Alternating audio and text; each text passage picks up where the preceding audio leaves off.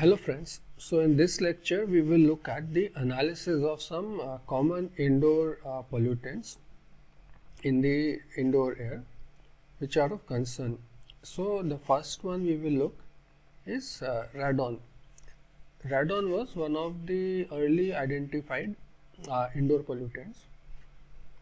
As you may recall, radon in naturally enriched soil, radon may seep through the building cracks and infiltrate into the indoor air.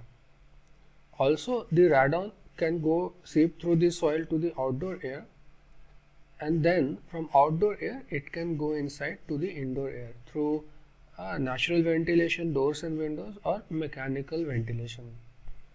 Additionally, radon can seep through the soil into the plumbing system if there are cracks, or the water storage tanks, and then arrive inside the house through faucets or showers. The measurement is basically based on the detection of the particles that are produced by the decay of radon. So alpha, beta and gamma particles that are produced by radon decay. And there are a number of methods available, such as scintillation cells, alpha track detectors, charcoal detectors, electric detectors, and some electronic monitors also. The first is the scintillation cells. So this is how they may look from outside, and this is how they may look from the inside. A scintillation cell basically consists of a small metallic cylinder, and inside it is coated with silver activated zinc sulfide, so the inside of the cell. After the air sample is filled inside this cylinder and closed, then the alpha particles that are produced will strike the silver activated zinc sulfide. Then a signal, which could be a light pulse, is produced, and depending on the concentration there would be more decay of alpha particles, and the signal might be accordingly there. And from this signal over time a decay rate is determined, and it's related to the radon concentration. Then the next method is alpha track detectors. This is how a certain alpha track detector may look like. It basically contains a detector element which could be called a foil. The radon atoms will decay inside the detector.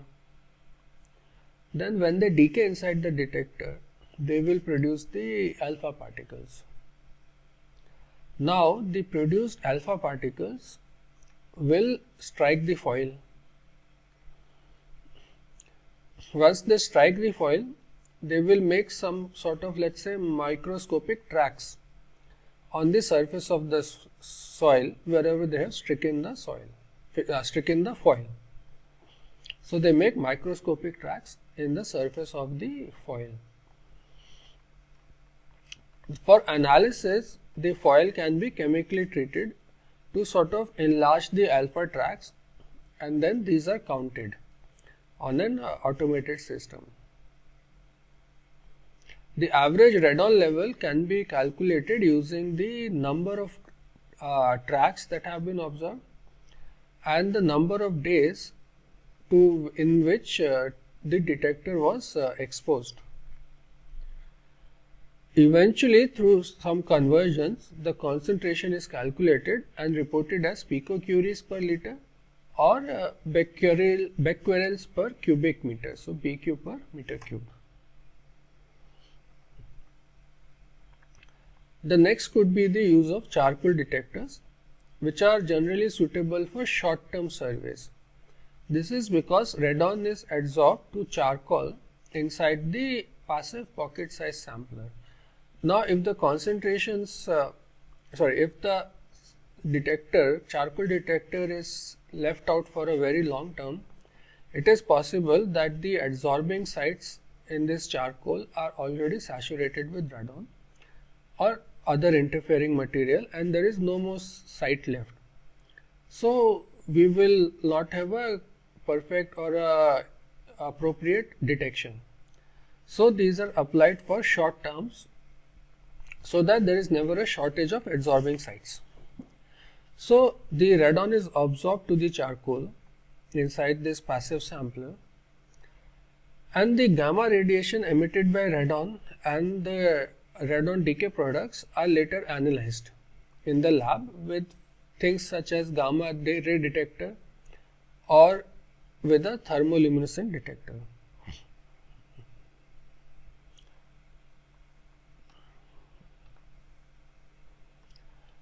Then the next are electric detectors. Electric detectors have a long-lasting surface charge. Electric detectors use a charged material such as electrostatically charged Teflon disc that may retain charge for as long as 1 year or even more in some cases, but for a long duration. The air will diffuse into the electrode which is mounted inside a small plastic container. The charged radon decay products will decrease the electric charge over time, and this decrease in electric charge can then be related to the radon concentration. Although a caveat is that presence of water vapor and other charged materials may end up interfering with the measurements. Then after radon comes asbestos, and you know asbestos is again can be easily found in attics or in places where asbestos sheets are used, or where there is old plumbing or old material, house material which had asbestos in it. The measurement could be sometimes challenging due to interferences, for example from other particulate matter. Usually asbestos concentrations are expressed in critical fibers per meter cube, and they vary from approximately 100 fiber per meter cube in buildings without specific asbestos sources to up to 10,000 fibers per meter cube in buildings where we do have asbestos used. A common approach would be to use a PM sampler, and in a PM sampler we could have polycarbonate cellulose ester filter, and the pore size of the filter could be anywhere between 0.4 micrometer to 0.8 micrometer. Then once the filtration is done, we will take a part of the filter which has filtered all this particulate matter, which would, let us say, include asbestos. So a segment of this used filter is then analyzed with an electron microscope and together with sometimes or mostly X-ray diffraction analyzer. So combining these two, we can have asbestos identified, counted, and also sized. Then the results can be extrapolated to the number of critical fibers per unit air volume based on the actual sampled volume and the area of the filter that was analyzed using electron microscope or X-ray diffraction. Then we have ozone analysis. A passive ozone sampler may use a nitrite ion coated filter, and that filter is sandwiched between diffusion barriers. So the air or the ozone will basically diffuse through these barriers and arrive at this nitrite ion coated filter.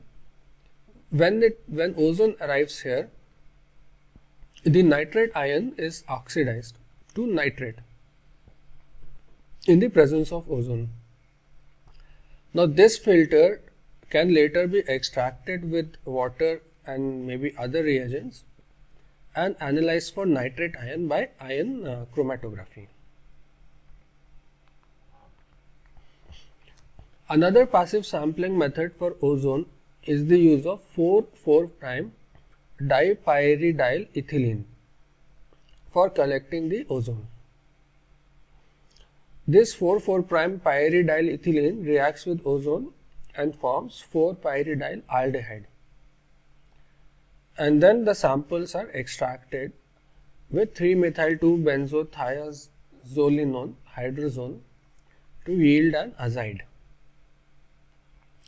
The filtered samples are then analyzed with UV-vis spectrophotometer at 430 nanometer absorbance. There is certain advantage in this method in that the formation of 4-pyridyl aldehyde is specific for the reaction of ozone. Therefore, the influence of other organic pollutants or even other nitrogen oxides may be minimized because this 4-pyridyl aldehyde formation is specific to the ozone.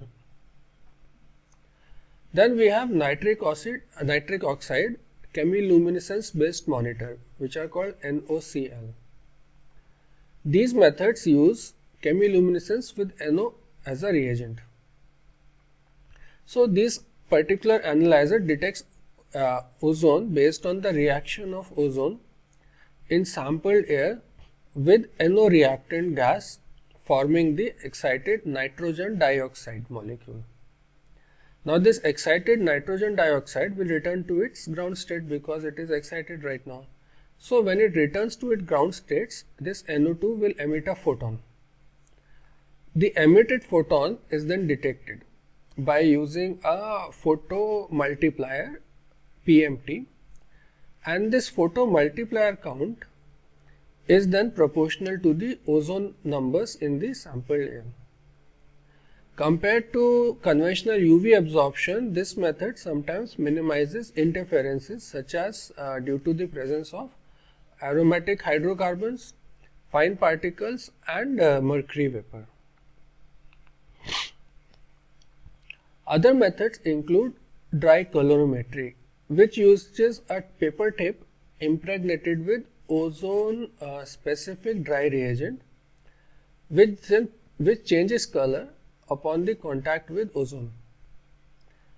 The color change now can be measured with a photometer, and the color change can be related to the ozone concentration that existed. Then there is electrochemical cell method, in which air is pumped through a cell where an ozone specific reaction will generate a signal proportional to the ozone concentration. Although it has been reported that the presence of humidity and changes in pressure can interfere with the method.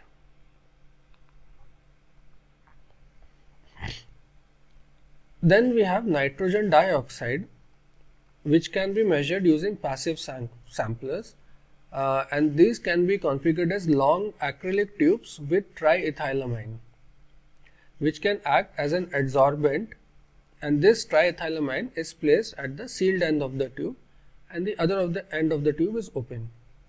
So the nitrogen dioxide will come in and the formed nitrate can be extracted within 20 to 30 minutes using a color mixture of sulfanilamide reagent and N1-naphthalene diamine dihydrochloride reagent. And this can then be analyzed with the spectrophotometer at 540 nanometers. In general, the interferences are humidity, temperature, wind velocity at the inlet of the tube, presence of particulate matter and peroxyacetyl nitrite and some few nitroso compounds as well. All these are known to cause interference with the measurements. It has been said that this particular method, spectrophotometer based method, can be developed for real-time monitoring applications for nitrogen dioxide. We also have passive sampling devices which are in the form of a badge, small badge consisting of triethylamine coated glass fiber filter behind sets of diffusion barriers on each side of the filter, so that the filter then contains The filter is basically then used to sample the nitrogen dioxide, and then it can be further analyzed using ion chromatography. We also have NO2 determination based on fluorescence, which basically involves the detection of fluorescent energy emitted from the reaction of NO2 with luminol, which is 5-amino 2,3-dihydro 1,4-thalazine dione. Sampled air is pumped over a fabric wick continuously wetted with luminol. When NO2 is present, luminol oxidizes, producing a fluorescent energy that is collected by a photomultiplier tube. The NO2 concentration is then proportional to the signal from the tube. The method has a very low detection limit, although some interferences can be caused by the presence of NO and humidity. Another method is based on a two-stage process initiated by the reaction of NO with internally generated ozone to form NO2. Molybdenum catalyst or photolytic converter can be used to reduce NO2 to NO, and this step gives the direct estimation of nitric oxide. The NO concentration can be estimated based on the characteristic luminescence. Then NO2 is also converted at 325 Celsius to NOx, and then whatever signal is there represents NO plus NO2 concentration. The NO2 concentration can then be calculated as a difference between NOx and the above determined NO concentration. And in general, this chemiluminescence method is able to measure low NO2 concentrations. Certain monitors are also capable of measuring ammonia concentration as a difference between total nitrogen and the NOx. Now, NO2 can also be determined based on cavity attenuated phase shift spectroscopy, which has an active monitor with 1-minute resolution, and the monitor detects the optical absorption of NO2 and comprises a blue light emitting diode,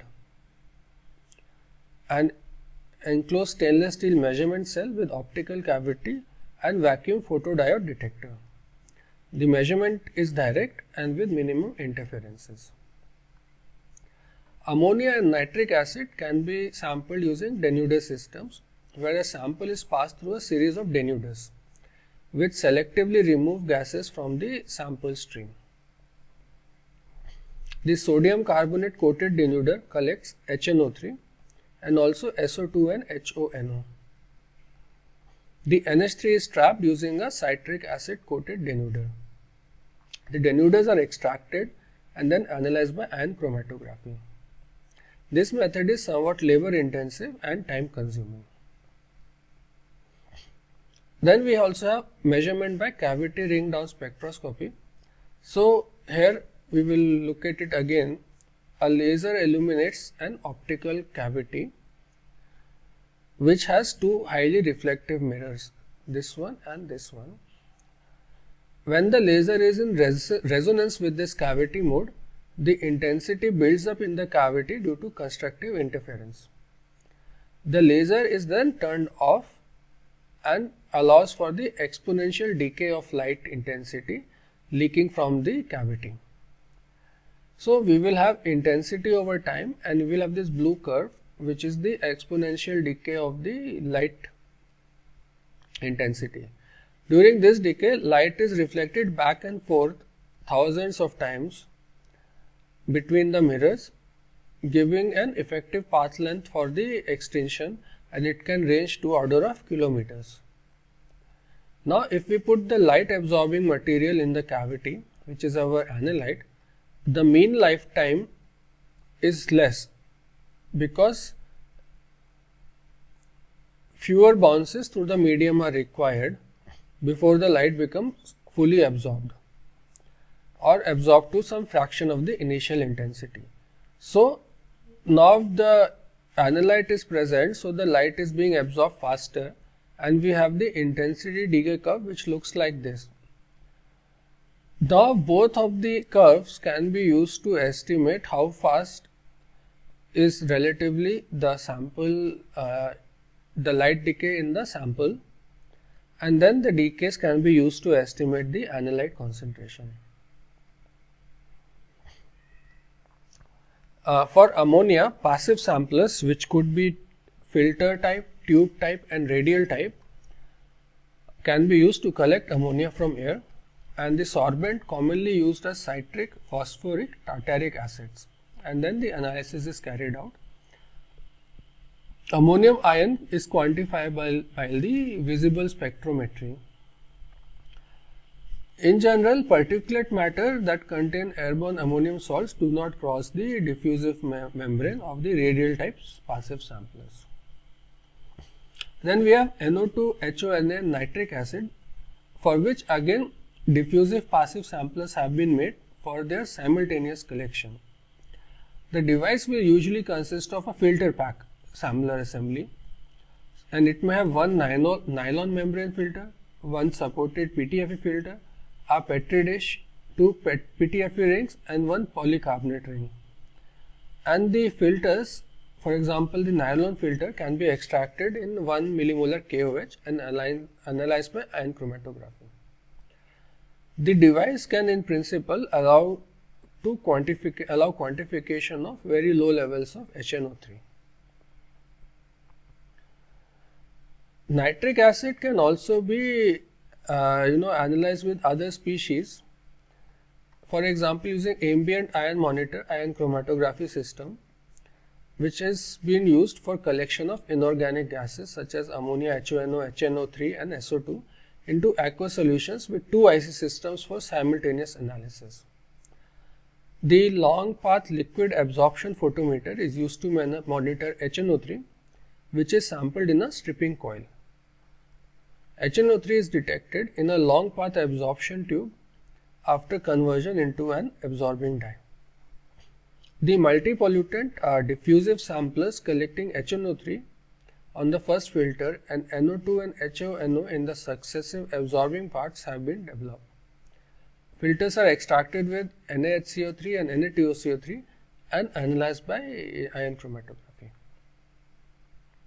Then we have the isocyanic acid HNCO, which is measured with sample extracted with denuders followed by analysis with liquid chromatography mass spectrometry LC-MS.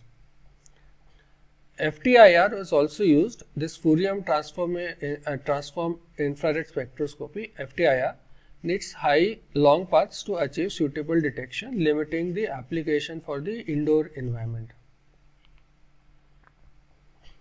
Then we have the photon transfer reaction mass spectrometer, which allows the selective detection of organic acids using acetate as reagent ion for soft ionization, which basically means little or no fragmentation of the analyte ion. So soft ionization of acidic species through proton transfer from hydronium ions produced from water vapor plasma. Sulfur dioxide, so sulfur compounds are commonly analyzed by gas chromatography and flame photometric detector. Directly reading methods using pararosanilinin reaction and electrochemical reaction. A flame photometer detector can also be used as a standalone detector for continuously flowing air or as a GC detector. So combined with GC, FPD can be used and we can have lower detection. The diffusive sampler using triethylamine have also been used, where the analysis can be done by IC. Air samples in these are collected in impingers filled with isopropanol and hydrogen peroxide, and the concentration of SO2 is determined by titration or analyzers such as a spectrophotometer. Continuous monitoring of SO2 can be undertaken using amperometric methods. In this method, the SO2 enters a detector cell via a diffusion or pump and reacts with free iodine and bromine, which will serve as a titrant. Now, any change in titrant concentration produces a potential on anode-cathode electrodes that is restored by a current generated by a pair of sensor or reference electrodes, and this current will then be proportional to the SO2 concentration. Next, we have hydrogen sulfide, where commercial passive samplers are commonly used. So, some of the cartridges are made up of microporous polyethylene and impregnated with zinc acetate. In this case, H2S will interact with zinc acetate and stable zinc sulfide will be formed, that is recovered by extraction. Also, sulfide can react with N,N-dimethyl p-phenyl diammonium ion in the presence of an oxidizing agent such as ferric chloride in a strong acidic solution, and this may yield methylene blue that is quantified by visible spectrometry. In active sampling, one may have certain PTFE pre-filters and sorbent tube, and which may even have coconut shell charcoal. Then two sorbent sections are extracted separately and the resulting ion, sulfate ion, is determined by IC, and this method can be applied to places with high concentrations of H2S. Portable H2S gas meters are also have been employed in the places where there is high H2S concentration. Also, electrochemical sensors are quite used. Non-dispersive ultraviolet spectroscopy analyzer and gauss chromatography coupled with pulse discharge helium ionization detector have also been used to quantify H2S. The UV fluorescence H2S analyzer uses UV fluorescence principle. The setup is generally equipped with an internally mounted catalytic converter at 315 Celsius that converts H2S to SO2. For carbon monoxide and carbon dioxide, we have the non-dispersive infrared analyzers and electrochemical or catalytic oxidation methods. The NDI-IR generally uses infrared radiation that will pass through two parallel cells. The first with an air sample, which is either enclosed or continuously flowing through the cell, and the second filled with CO-CO2 free reference air.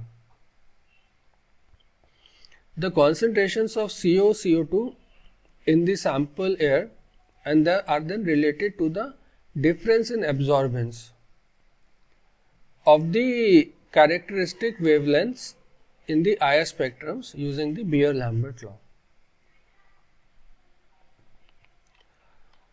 The technology is quite accurate and selective, and as the detection is done in a narrow wavelength band, which also avoids absorption from other molecules. But the sensors must be individually calibrated for temperature and humidity dependence. The gas filter correlation technique are also used, which apply broadband IR radiation from a hot element source, which passes alternative through one or two gas filters mounted on a chopper wheel. One contains nitrogen and the other can contain CO or CO2 filter. So no absorption will take place when nitrogen gas filter is in position, but when the CO2 filter is in position, absorption takes place, reducing the intensity of the beam at the respective characteristic wavelength, and the reduction in this intensity will be proportional to the CO-CO2 concentration.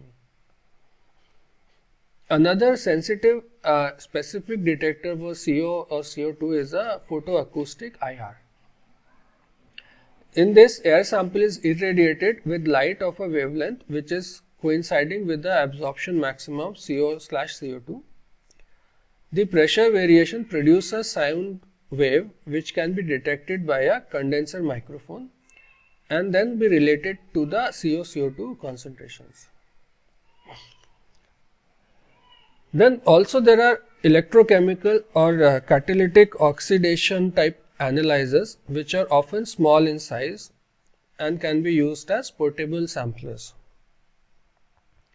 These monitors sample either via diffusion or convection using a small diaphragm pump. CO may be converted to CO2 in a liquid cell, producing a small electric current that can be related to the CO concentration. CO2 and CO can also be sampled with colorimetric direct reading tubes.